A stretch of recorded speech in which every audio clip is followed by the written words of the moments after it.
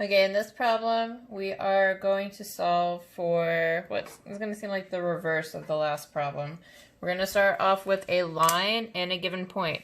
This line is not the center. This line is not the midpoint. This point is not the midpoint of this line. Do not assume that. You can put this point anywhere, wherever you put it, even if it looks like it's the midpoint. Do not assume it's the midpoint.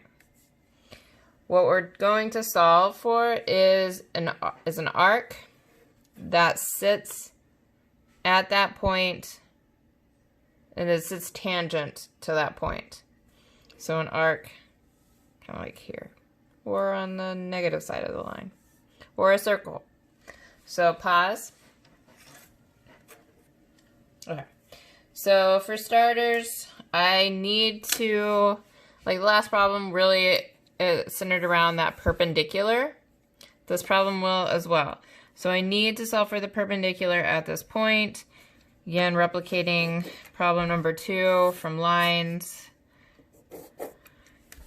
2 equal distance points from it that I can then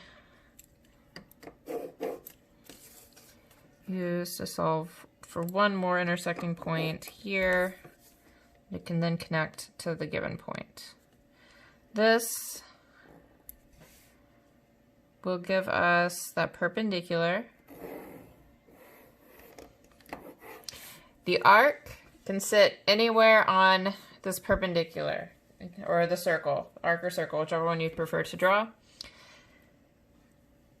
So you get to determine the radius. So let's say I want the center of my arc to be here.